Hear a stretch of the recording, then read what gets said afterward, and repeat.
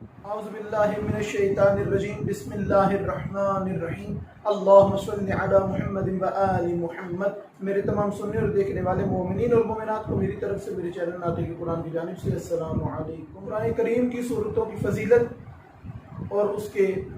چند وظائف کے عنوان سے جس سورہ کا آج تذکرہ کیا جائے گا، اس سورہ کا نام سورہ نساء ہے۔ قرآنی ترتیب سے اس کا نمبر 4 ہے، 24 اس کے رکوع ہیں اور 176 اس کی آیات ہیں، اور یہ سورہ مدنی سورہ ہے۔ اس سورہ کے بارے میں جناب سرور کائنات حضرت محمد مصطفیٰ صلی اللہ علیہ وسلم کا ارشاد گرامی ہے کہ جس شخص نے سورہ نساء کی تلاوت کی، گویا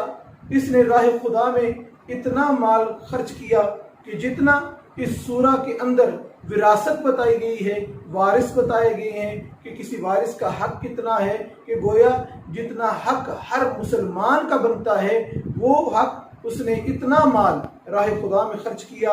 اور جناب سرور کائنات کا ارشاد گرامی ہے کہ جو شخص اس سورہ کی تلاوت کرتا ہے، پروردگار اس کے نامہ اعمال میں ایک غلام آزاد کرنے کا ثواب عطا کرتا ہے۔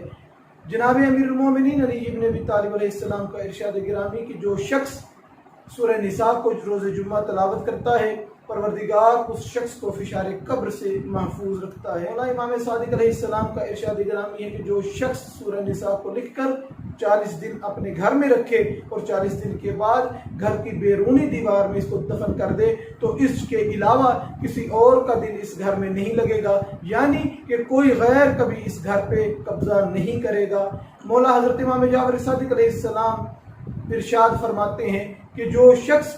کسی ظالم سے ڈرتا ہو یا کسی اور چیز کا خوف اس کے دل میں بیٹھ گیا ہو تو اس کو چاہیے کہ سورہ نساء کو کسی چیز پر لکھے اور بارش کے پانی سے دھو کر پی لے تو پروردگار اس کے دل سے اس ڈر اور خوف کو ختم کر دے گا۔ اس کے علاوہ مولا امام جعفر صادق علیہ السلام کا ارشاد گرامی ہے کہ جو شخص کسی چیز کو کھو چکا ہو یا اس شخص کی کوئی چیز گم ہو گئی ہے یا وہ چیز کو رکھ کر بھول چکا ہے اور یاد نہیں آتا کہ میں نے وہ چیز کہاں رکھی ہے، وہ اس کی سمجھ میں نہیں آتا، تلاش کے باوجود بھی اس کو نہیں ملتی، تو ایسے شخص کو چاہیے کہ وہ سورہ نساء کی آیت نمبر 58 کی تلاوت کرے۔ تو ایسے سورہ نساء کی آیت نمبر 58 کی جو شخص تلاوت کرے گا، پروردگار اس کی رہنمائی فرمائے گا اور وہ کوئی بھی چیز یا بھولی ہوئی چیز اس کو یقیناً مل جائے گی۔ دعا ہے کہ پروردگار ہمیں قرآن پڑھنے، سمجھنے اور اس پر عمل کرنے کی توفیق عطا فرمائے، اور پروردگار ہم سب کو جس طریقے سے